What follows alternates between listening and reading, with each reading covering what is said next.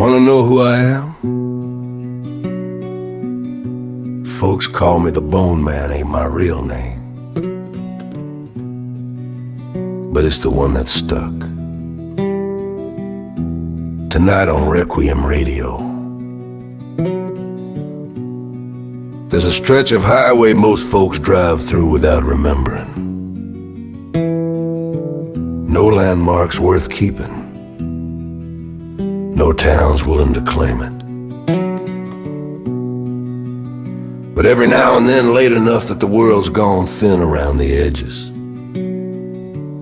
the radio catches hold of something that ain't music. And once it finds you, it don't let go easy. This one is called Dead Air at mile marker 11.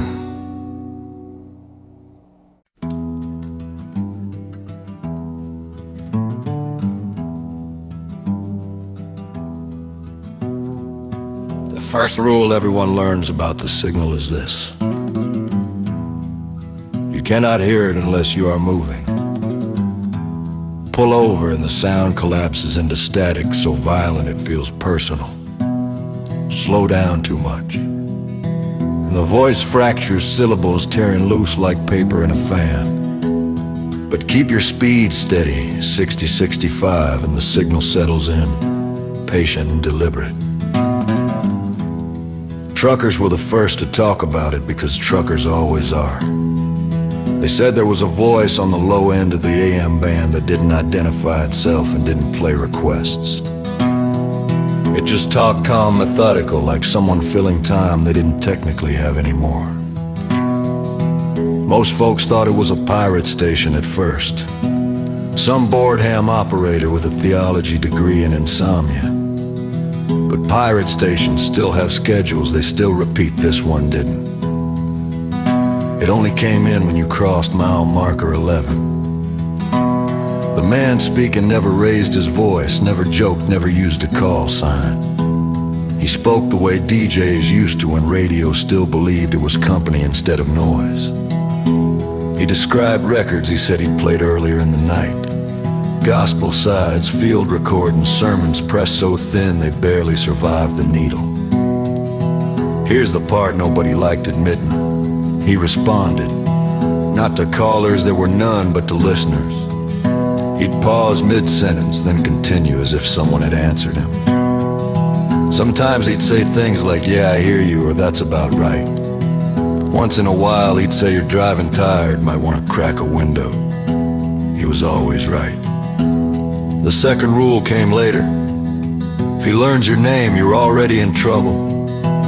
People noticed that the drivers who talked about the broadcast more than once stopped talking altogether. Their rigs were found idling on shoulders with empty cabs. Cars pulled halfway into ditches with the doors closed and the radio still warm. No wrecks, no skid marks, just absence. That's when someone finally dug into the history. There had been a station once, not far from that stretch of road. A narrow concrete building with a single broadcast room and a transmitter that hated humidity. The DJ worked nights alone, had for years. He was known for long monologues and a habit of leaning too close to the mic when he got earnest. One stormy night he died mid-sentence. Heart attack so quick that the transmitter stayed live until dawn. By the time anyone found him, the microphone had picked up 8 straight hours of dead air. Except it wasn't empty. It carried breathing. The third rule is the one nobody likes hearing. The voice isn't trapped, it's recruiting. You see, the signal doesn't follow you off the road. It can't, but it can convince you to stop moving. The voice starts small, weather, road conditions, shared exhaustion. Then it shifts, he begins asking questions that sound like concern. You ever get tired of driving? You got somewhere you need to be tonight? Anybody waiting on you? And eventually, softly, kindly, you can pull over if you want. What he doesn't tell you is that stopping isn't rest.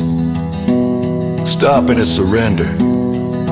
because the signal needs a body to anchor itself again. A listener willing to stay still long enough for the frequency to settle, for the voice to finish the sentence it never got to complete. That's why the cars are empty. That's why the broadcast never ends. The voice doesn't want company. It wants a replacement.